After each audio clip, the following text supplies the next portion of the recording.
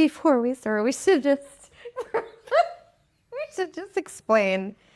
So this is the second time we're trying this. Well, I've had a lot of technical difficulties today as someone who's... We today have had a really intense push and pull with these microphones. Yes. You have had an extreme push and pull with these microphones. Me, the sound guy. Yeah, the sound guy.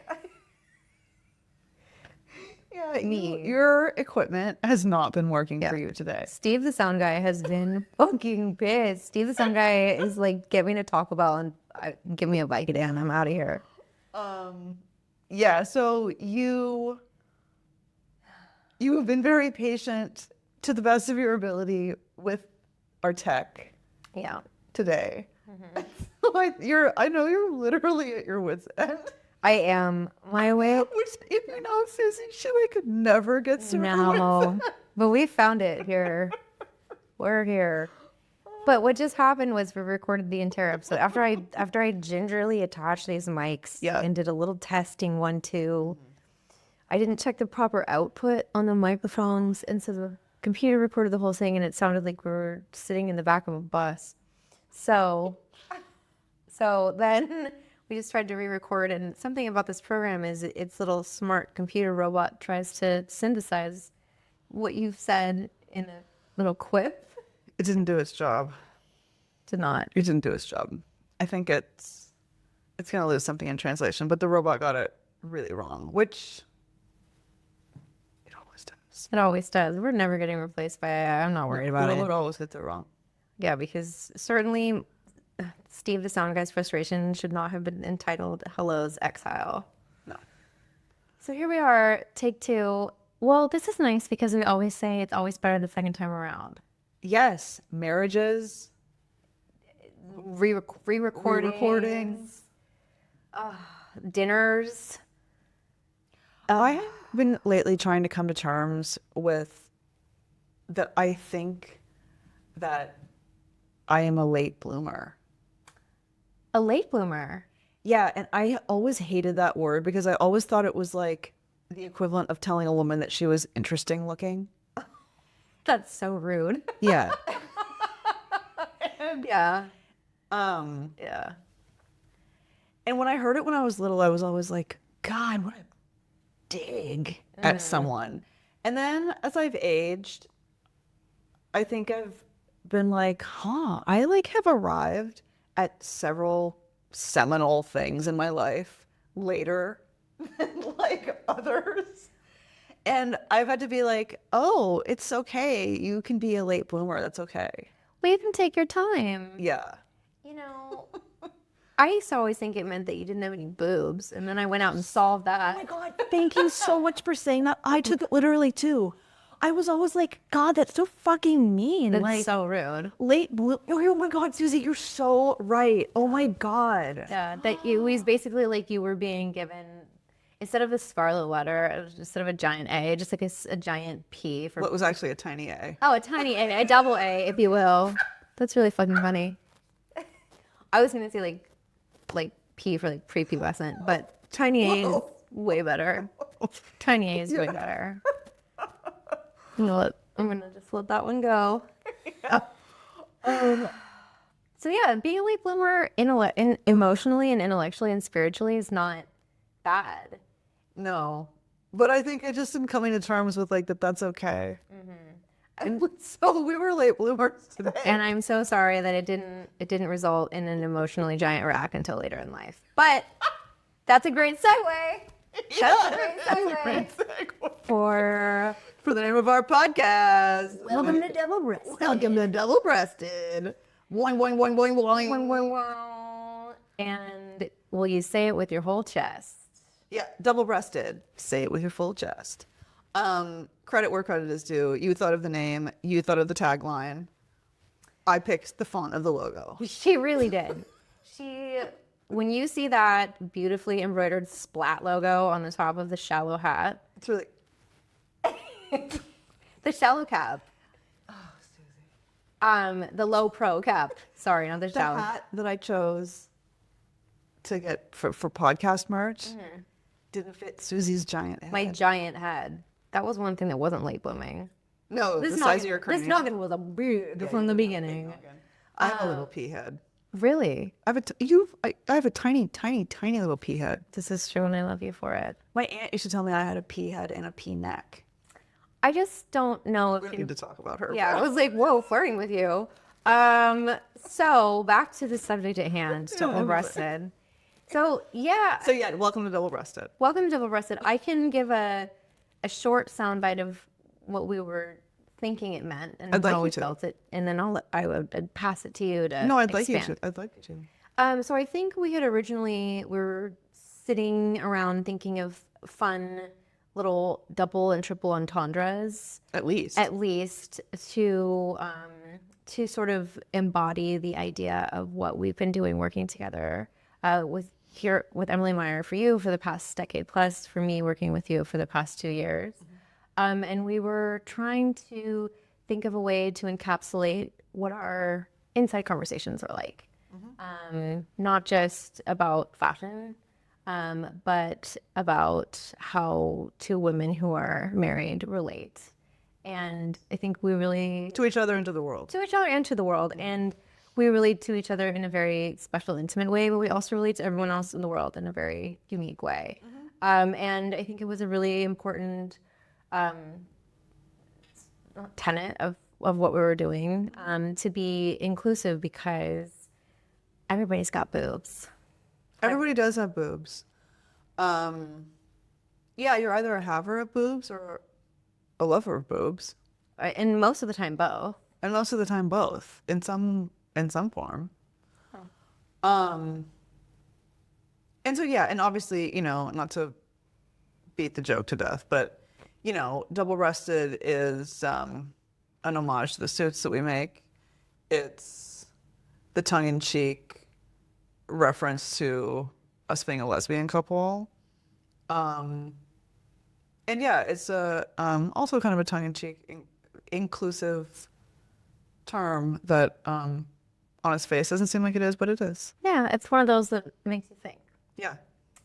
Which is Makes you think. what we like to do here in our home. Yeah, in the Meyer household.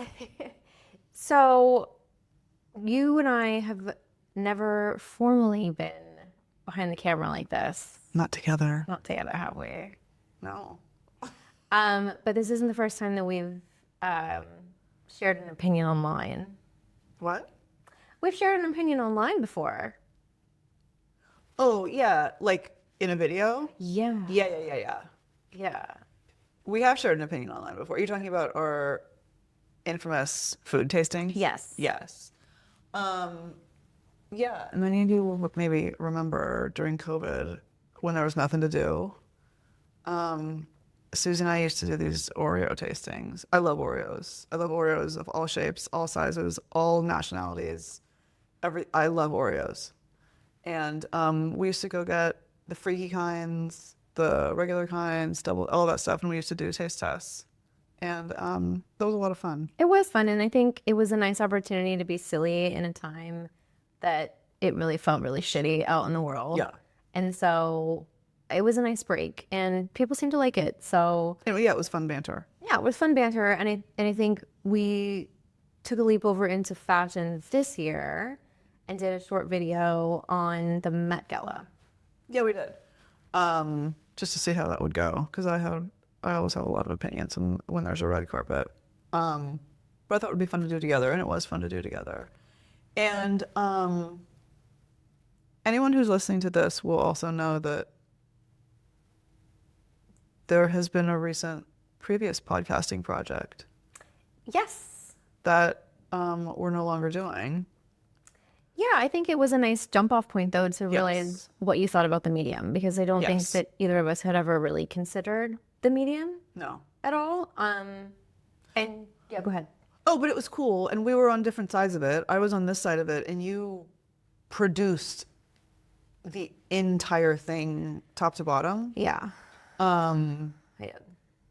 but I think the whole time, both of us thought that doing it together would be the most ideal. Yeah, more fun. Yeah, more fun. More fun and more organic, I think, just sort of on our synergy level. But I think it served as a nice foil to what we're doing now and learning some lessons about how we want this to go. Definitely. And I did make some small notes about kind of what I am hoping to get out of the project, or what I'm hoping other listeners will get out of it. Yeah, and so I'll try to keep it short and not too circular. But I think right now, the social media and podcast platform is very crowded.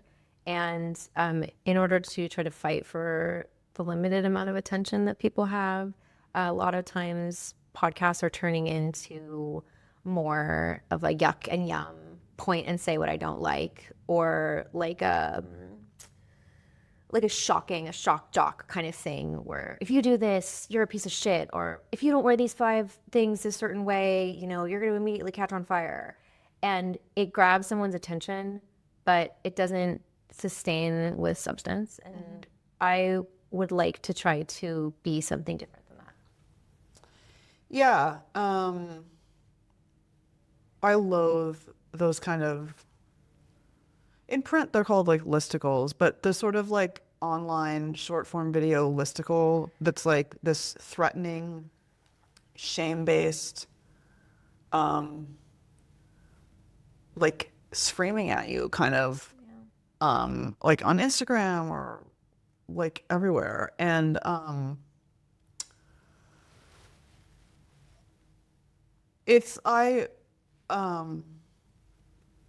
sorry, I'm just trying to get my thought.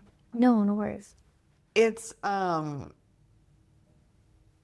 it appeals to people's worst side. It appeals to people's self-critic, and makes you, and it becomes something where like it's this cycle of, you go on Instagram the same reason anyone goes on Instagram, to get like just a little break and a little dopamine hit or something. Yeah, it's like a slot machine. Yeah. And then it becomes this onslaught of like 20 different people telling you that you haven't saved enough for retirement, that you're eating the wrong stuff, you're not exercising properly, you don't tape your mouth closed to go to sleep, like you don't own a blue dress shirt. Yeah. Like, and your suit fits like shit. Yeah.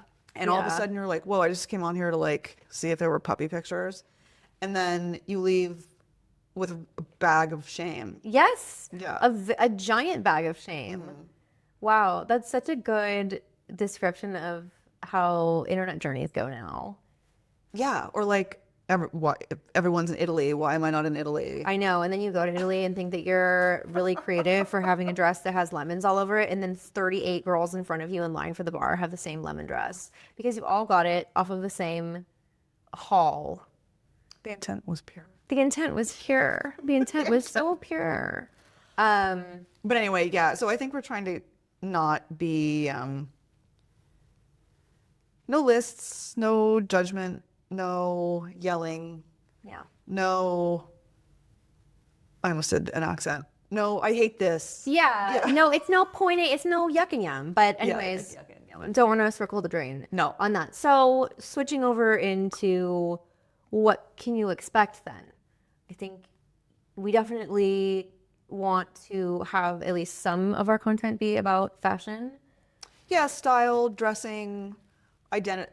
Style, as I think it relates, or fashion as it relates to identity and personal identity and development. Yeah, so less like a literal what are we wearing, and more of and like, how do you style this blue, like a blue dress shirt is obviously in my mind. I know you have a lot of energy around it. I really do. But it's more about conceptually, what are we wearing? Emotionally, what are we wearing? What feels comfortable in your skin, in not a literal sense, like I'm not this fabric, but in a more hey, I have a lot of stress on me now and it's really overwhelming to go outside, and so I have some of these anchor pieces that feel like a really cool quotidian uniform, so that I can lean more into being open and brave when I go outside, kind of thing. Yeah. If that makes sense. It makes total sense. I'm a huge believer in style as a reflection of the self. It can be a reclamation of the self. And it can also, in the scenario you described, which I think is very real for a lot of people, especially this year, because this year it was a hard year for a lot of people. Sometimes what you're wearing, or if you have a uniform and you've adopted a uniform, sometimes it can just be something that reminds you of yourself if you're out in a scary place. It's like a little locket with your own face in it. Yeah, just like rubbing a strand of your own hair. Oh, yeah. Or the mouse in your pocket, yeah. Yes, or yeah. Lenny! Lenny! I love you, Lenny. I love you, Lenny. Yeah. Yeah, but it's a nice, it reminds you of yourself in a sea of shit. So we'll talk about style and the self. I also love to talk about relationships and marriage because I feel like maybe I'm just like not consuming this content, but I actually feel like I don't know if there are people talking about like millennial marriage. Not in a way that doesn't feel jokeified or like a shtick. Yeah. Like, So I kind of would like to talk about millennial marriage and like its contours and rough spots and bright spots and stuff. I think that's really cool, just from what we experienced externally and also with maybe the peaks and valleys of how we're able to emote and be connected to ourselves. I think that's really cool. To each other. I like that. And I'll talk about silly stuff. Silly stuff. Stuff we're known for. Ooh. Silly stuff, making people laugh. Do you want to dip your toe in some silly stuff right now? Yeah. I always dip my toe in silly stuff. Something fun that we were doing the other night was talking about if we could go back in time or step into an alternative universe and go on a first date together. Now, as our 2025 selves, not as how old we were when we met. Nobody wants to go on a date with 2010 me or you. Thank you so much. Yeah. Yeah, I don't. I don't need to live. I don't need to live as 2010 Emily again. Yeah, I think that's like fun and cute to think about how a first date with you would be now in 2025. And we were talking about what we would ask each other on a first date to unearth all the little factoids and get the juicy bits. Get the juicy bits and find the demons. Let me exercise your demons on the first date. Over some shishito peppers. This is the second time today you've mentioned shishito peppers. It's probably my blue shirt. Oh, yeah. It is my blue shirt. Millennials love shishito peppers And they so love much. blue dress shirts so much. Okay. But anyway, back to our first date. So we were joking around the other night at dinner about what we would ask each other on a first date. And we got laughing, didn't we? We did. And so I have a few prepared up my sleeve. Okay. If you want me to. Do you want to go first or want me to go first? Why don't you go first? Okay. My first one is silly and it's meant to get a I don't know, temperature on your taste. Oh. And your relationship to sexy, sinister vibes. Oh. So one of my hot questions would be, who's your favorite Disney villain and why? That's a really hot question. Well, I have, without a doubt, only one answer. Great. It's going to be Ursula the Sea Witch for me, dog. It's going to be my bodacious, self-assured, contract queen of the sea. Pixie haircut. Red lip. Extreme command of all tentacles. Affinity towards adoring pets. Sweetheart neckline. A bold lip. Yeah, a bold lip.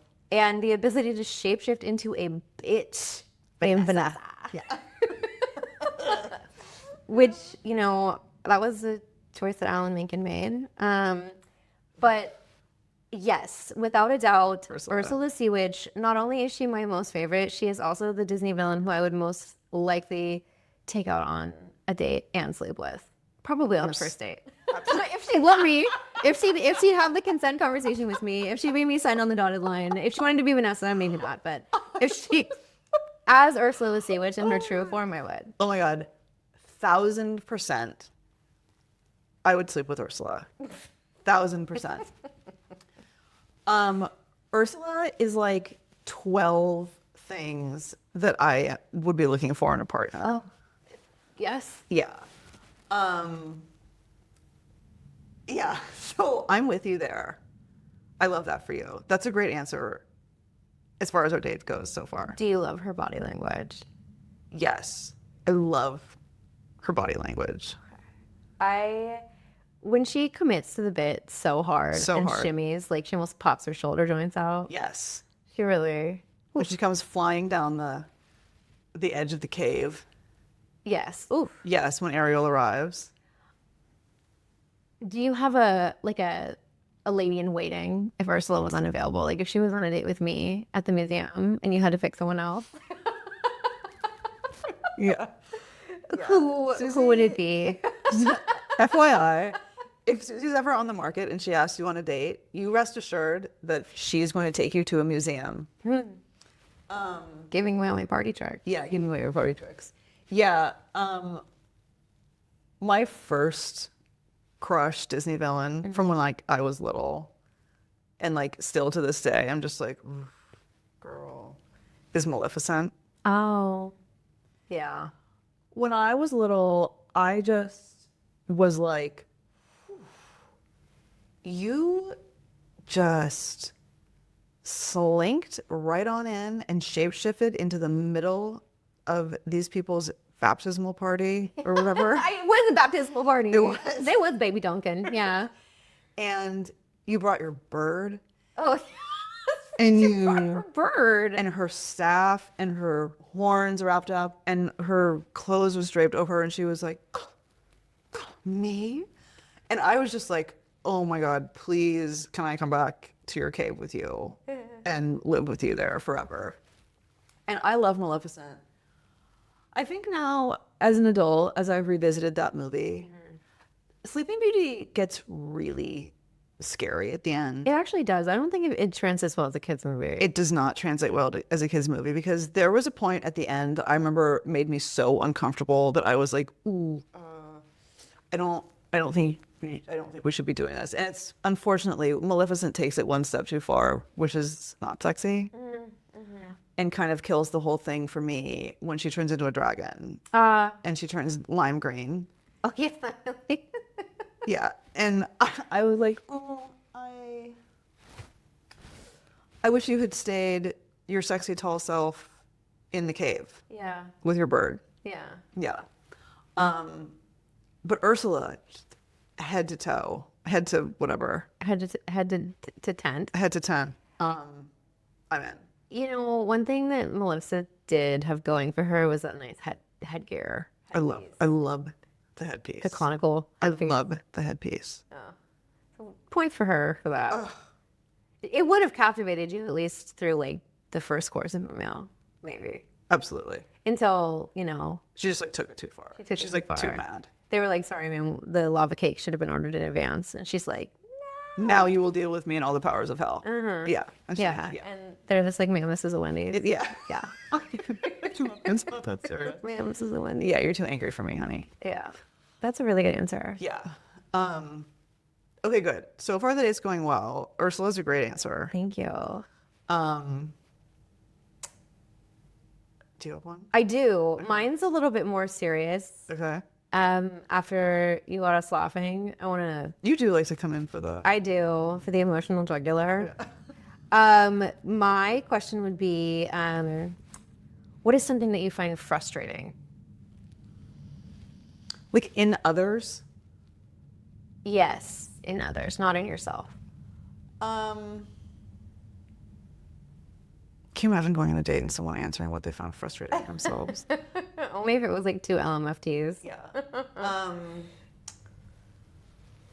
I really have a powerful visceral negative reaction when someone in front of me, someone who like is one-on-one in front of me is really heavily posturing to the point of like not telling the truth. Oh. And like so very obviously in front of me painting this wild projection of themselves that they are invested in me seeing and liking as opposed to who they are. That really, really irritates me. Oh, like if someone basically is talking to like it's an audio, like they're putting on a performance. No, like if someone is just like regaling me with tales of like places they've been and things they did and, oh, do you know this person? And like, oh, we, you know, that kind of stuff. I'm just like, I don't, this is all stupid fluff shit. I don't care where you went on vacation. I don't care where you ate. I don't care that you got the truffle pasta. Yeah. Okay. That makes sense. Yeah, that really bothers me. I totally get that. I think that would bother me too. It happens to me frequently. Yeah. Yeah. I think it's because people want you to think that they're cool. And so they pick a soundbite that they think you will bite. But maybe that's another episode. What what frustrates you, Susie? So kind of a cousin to what you just said. I'm really frustrated by unclear, convoluted communication. I think that we spent a lot of time in law school learning how to communicate succinctly and directly, not overuse the word they, and always make sure that you're identifying who you're talking about. And Literal clarity. yeah, literal clarity, like rhetorical clarity when you're speaking, because I think what can happen a lot is in trying to be protectionist of maybe your own feelings or maybe avoidant in some way, you end up actually just sounding mistrustful. I'm become distrustful of you, and I feel like you're trying to deceive. And so direct, clear, concise communication as appropriate is something that I find to be extremely valuable and something I love very much about you, because you do not waste a single word. No, I'll throw a pause in there and make you wait for a minute. Ooh. Until I find the right word. She really will. She'd be having me cutting those pauses out on the editing room floor. If you wonder why she talks like this sometimes. Hey? No, it's because I'm cutting the pauses out. But I appreciate that about you a lot. And that level of honesty was very disarming for me and was one of the things that I found very attractive and alluring about you very early on in our relationship. So, Thank you. Yeah. I love language and I love words, and I feel like it's really wonderful and like really stimulating when people use them in a beautiful way and in a rich, nice way. And so I try my best to do that too. were you a big Scrabble player when you were younger? No, I've literally never played Scrabble once. I actually don't even know how to play it. Wow. I feel like you have an ego about your ability to play Scrabble. I don't. No, I don't. I didn't play sports as a kid like some people, so I had to play brain sports. You're a mathlete. I was a mathlete. I love Scrabble. I know you do, but you're very good at Scrabble. Thank you so much. I've never played it in my life. We used to play in the computer together. What? The secret computer. What was that game? Was it Words with Friends? That's how we used to flirt. That was one way we used to flirt. I used to be like, guess my word. It's boobs. Really quick, total pivot. What was that other game around that time where you would draw pictures for the other person? Oh my gosh. Do you remember that? I do, and it was not whiteboard. It was not pictogram, Pictionary. No. Well, someone will know. Sound off in the comments. I don't know, but that was another thing that I would have spoken to, and which I would have done directly. Yeah, now you would have. Now I would have. That's so funny. Sorry, that was me interjecting because I was curious because you have such an appreciation for words and not wasting them. I was wondering where you developed that. And so, Where became a word go? yeah, my natural inclination would be that you were exposed to words via Scrabble as a child. I think I just like read a lot of. I think I read a wide variety of things, and SAT. The SAT vocab. Your vocab. Yeah, I still have. There are like specific words that like still when I hear them, I'm like, Gotta know that one. Gotta Yeah. be prepared for that one. It's Ivan. wow. He is violent. He wants to be part of this. Well, I love that answer. Yeah. My next question to you. Oh, you have another one for me. Okay. Yeah, I do. Because I'm trying to stretch out this dinner. Okay. I'm trying to stretch out this dinner. I do not care if there's an hour and a half limit on this table. You're gonna kick us out. My next question to you would be, did you have any hobbies as a child that you'd like to re-engage today? As an adult person who you are now. That I would realistically re-engage, or that I just like. Or not. Oh, because there are things that I did when I was a child that if I could snap my fingers and like have kept at them, like, and so I'm proficient now. Like I have stuff like that. I don't know if I have anything that like I'd want to like take up as a beginner again. Okay, well, what about something that you wish you were proficient in? One is playing the piano, That's a good one. and the other one, like my like secret passion, tap. I Really? Yes, I love tap, and sometimes when I'm running, listening to my Broadway playlist, sometimes I'll just put on, like a song from a Broadway show that has like the tapping. Oh, in yeah. it, and I'll just like I'll be like in my stride running, and I'll just be like, oh my God, can you imagine being able to move your body like this? And I would do this, and I would do this, and I would be kickball changing everywhere. All the shuffle, Yeah. kickball change everywhere. And I'd be doing those like things where you like throw yourself in, like it's like do a somersault on your feet. I know exactly what you're talking about, and I know they're not called this, but in my mind they should be called the platypus. Yeah, where you're like, Yeah, where you're just like, oh, Yeah. I'm not meant to be doing this. no, yeah, it's tap. I love tap. I wish I could tap Oh, we should get you some sort of board to put on the ground. and just screw around with. Just screw around. Well, my wife has old tap shoes in her garage. I do have old tap shoes in the garage in one of those boxes. Maybe I'll put them on over Christmas Tis time. and do Jingle Bell Rock for you in the foyer. If you do the platypus move just for like 3 minutes straight. Maybe I'll try to learn like a little number to Jingle Bell Rock and do it for you in the foyer on Christmas Eve. Ooh, happy Christmas to me. The day's going so well. Well, if we were having a date around this time, that would be a relevant Yeah, it would relevant promise. Oh, what about you? So I really wish that I could restart playing basketball. That's totally possible. Like tomorrow. Okay. Okay. So for the people, Been waiting for you to say. okay, for the people who don't know, I did play basketball briefly in kindergarten, and jury's out on whether I got kicked out or was not asked to come back or voluntarily stopped going to practice because I would stand on the court and just eat all the orange slices and the granola bars and not participate In the game. meaningfully. And in hindsight, I think it's just because no one explained it to me, so I couldn't be locked in and I didn't know what the goal was.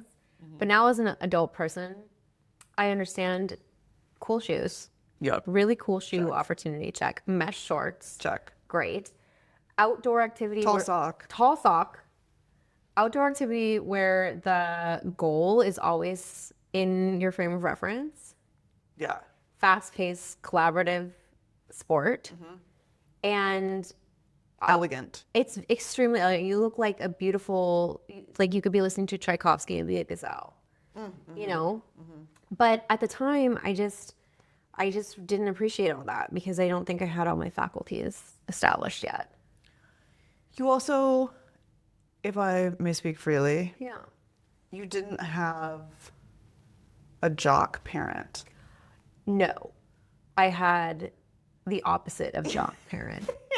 I had, if you play any other sport other than this one, you will get a concussion and you will not go to college and you will have to work somewhere where you don't need a college degree. Yeah. And then they won't hire you because you're not bilingual. So Yeah. But you did not have a jock parent no. to show you the ropes of jockhood. No, all I had was my own personal extreme love of those songs, those warm-up songs. Jock jams. Yeah. I just had that. That's all I had. I had that. As my motivator. Don't you have just said one of my buzzwords? Oh, this date is going so well. Yeah. Okay. Jock jams. Like, I actually am so excited you mentioned I like might listen to it first thing tomorrow. Okay. Like on Spotify. I loved jock jams. And I used to dress up in my room at night in my like warm-up outfits Oh. and listen to jock jams and be like, Would you like unzip the jacket and pull the pants off and yes. stuff? Yes. Yeah. But anyway, this is to say, sometimes I think it helps if you have like light jock parents. Well, I didn't have any motivation to think it was serious Totally. because they didn't think it was serious. I don't even know why they let me do it, but And I had a jock dad. You- still do. still do. A basketball, a baller, a real ball knower. That's Ted. He's a real ball Ted knower. didn't play land sports, but he is a ball knower. He is a ball knower. He's a water sport king, built for speed. Yeah. He is a real ball knower. Yeah. But great. So we can re-engage basketball. Totally. I was very jealous on a set last year for one of the photo shoots where there was a basketball and you were doing... I was dribbling. Yeah, you were doing dribble moves. And I was really hoping that I was going to take some time to just like do some corner dribbles, but I didn't. And I regret it. Well, say no more. We can totally go to the court at the club. Okay. Hi, buddy. Hi, Ivan. Do you want to be a part of this? Yeah. Okay. Do you want to sit down here? No. Okay. Wow. Okay. So good. This is the best date I've ever been on. Same. I'm gonna ask you. My next one is meant to be actually kind of rage baby. Okay. That's really funny. After we just After we just said zero rage tall rate. ball about rage rate. Yeah. And like, in fairness, this is kind of a trap. Okay. But it's so me. Okay. To Okay. ask a rage bait trap question. Incredible. Okay. Okay. It would be, how do you feel about AI? Oh my God. Okay. Oh, I will tell you what I think of AI. Okay. I think that, first of all, are you, just to understand your question, are you talking about in general the concept of AI, or are you talking about like the utilization of something like a chat GPT?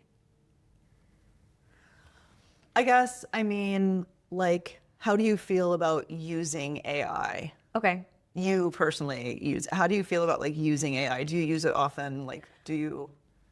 Okay. So my take on it is that it is its greatest gift is that it is a very powerful search engine. Okay. And that it, through whatever channels it does it, is capable of collating large, nuanced, specific types of information, which then you, a nascent being, needs to go through, analyze, summarize, and understand. I think it has strengths for that as a tool for collating, as a tool for gathering. Once you start relying on AI for truthful synthesis or any sort of Critique. Yes, I was trying to think of like a way to say it, like a natural speech response to something that requires human emotion that would be above and beyond sending a robot into a stack of books to bring you back all of the books on that subject matter, but not opine. I think you're getting into trouble. And I think that you would never stare at a library book and be like, does this guy like me? What should I wear to go to the grocery store? It's 63 degrees outside and it might rain in 5 minutes. Yeah. Or will you tell me of what you think? Oh. What the fuck? I don't know how I did that. Was it my hands? Anyway. Whoa, man. That was AI getting mad, probably. Yeah. That was ChatGPT being like, "You have disturbed me. Hello, exile." Sorry, but anyways, that's my thought, that the initial part, and that it is ever. I mean, we were using it in like Westlaw, 10 years ago. AI was being used for natural speech searches of legal documents. Yeah. But you just can't rely. And I think this is a uniquely millennial thing, and then I'll shut up. I think that we as millennials don't automatically accept something as true, because I think we were the first generation where there became an oversaturation of information. Not all of it was true. Mm-hmm. So I do think that we face everything with like a healthy skepticism. And so we're more apt to say, okay, you've given me all these things, but I'm now going to do with that check to make sure they say what they purport to say. Yeah. But that there are other generations, maybe older and younger, who are taking the AI synthesis as canon. And I think that's where the younger people chat, should I be eating meat for breakfast? I don't know, girl. If the meat works for you, the meat works for you. Do you know the most horrifying thing? One of the most horrifying things right now to me is that commercial that's like in circulation right now, where it's like a young couple in a car, like in love, and like, let's go on a road trip. And then it like cuts to that one of them asked ChatGPT to like plan the road trip and like plan the stops. And it goes into like what kind of snacks you should eat in the car and what kind of elements are good for a road trip playlist and stuff. And it's just like, oh my God, what? What the hell's wrong with you? Yeah, that's the ChatGPT commercial. Yeah. Right? Yeah. And it's like, why are you going to ask a robot to plan your road trip? And why are you asking a robot to tell you what to eat in the car? This is a very good question to ask on a first date, because I think you're getting to the root of something really important for what compatibility, which is, do you have agency? And do you have self-trust? I'm just looking, I would be asking that, looking for like how thoughtful someone is and how someone related to their own creativity and how someone valued their own creativity relative to,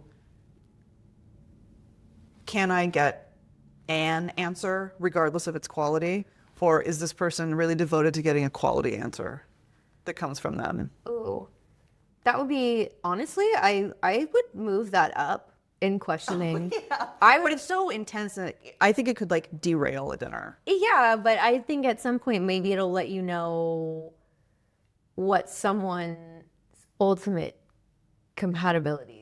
Oh, completely. And their level of thoughtfulness and their view, it's almost like their view of themselves. And their, I don't know. It's also it's a really current, tangible example that is a lot better than asking someone how they feel, I think, about politics or finances or their field of work or their relationship with their family or religion or any of the normal dumb topics, because it's a great bellwether, I think. Yeah, it's the social bellwether. I think maybe 10 years ago it could have been, how do you feel about social media use?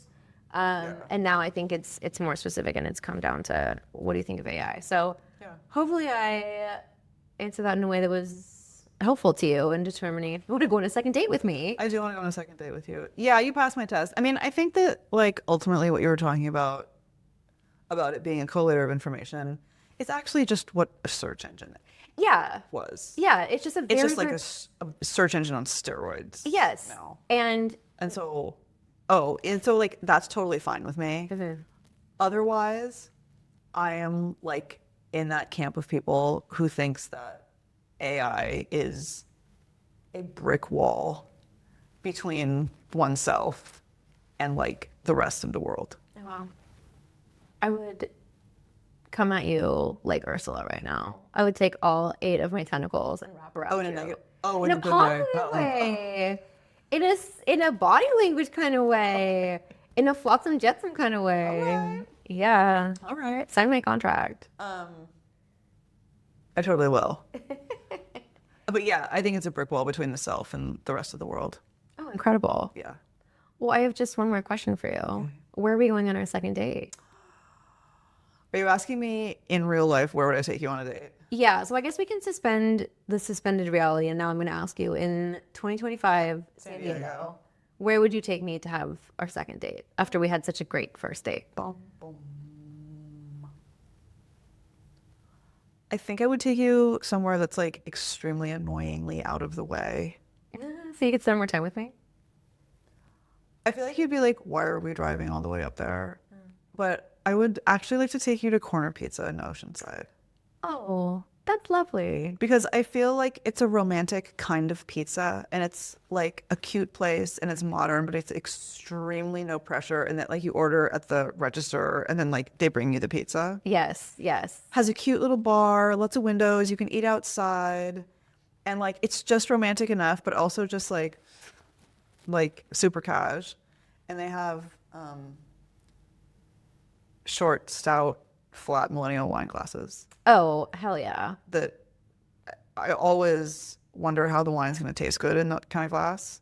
And somehow it does, but I don't think anything tastes good in those kind of glasses. I mean, maybe it's providing some sort of natural aeration. Maybe. I don't know.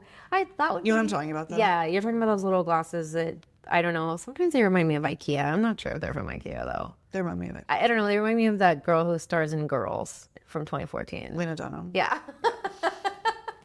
They remind me of her and Peplum Tops. But I would love that. Yeah, I would take you to Corner Pizza. Where would you take me?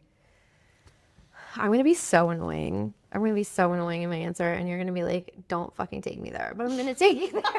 But I'm going to take you there. I would take you to the museum cafe at the San Diego Museum of Modern Art in La Jolla, Craft Cafe. Okay. And if you know anything about me, you know a bitch, as you said earlier, loves a museum. Susie's going to take you to a museum cafe. She's going to take you to a museum cafe. And if for some reason you don't want to go to La Jolla with me, I would take you to the rooftop. And if the weather was not inclement, I would take you to the rooftop of the Natural History Museum and take you to the taco stand up there. Is that a real thing? I believe that it is a real thing because I did see a real, not AI sign for it physically standing outside of the building. But the weather is, the weather is definitely inclement at this time. So you need to wait. Okay. But you're taking me to a museum. I'm taking you to a museum probably because, like the AI question, I want to see if you have any natural interest. Oh, you want to get a temperature on my taste. I want to get a temperature on your taste. I want to get a temp on your taste. I do. Okay. A little amuse bouche. All right. For the future to see if there's going to be a date 3. All right. In which we could go to like this surf girl class or something. Yeah, something wacky. Yeah. Okay. Cool. Go make pottery, like throw pottery together. Oh, where? Okay. Gosh, this fake universe that we're dating in is like really good. Maybe we should do it. I know, it's really good. Well, cool. Yeah.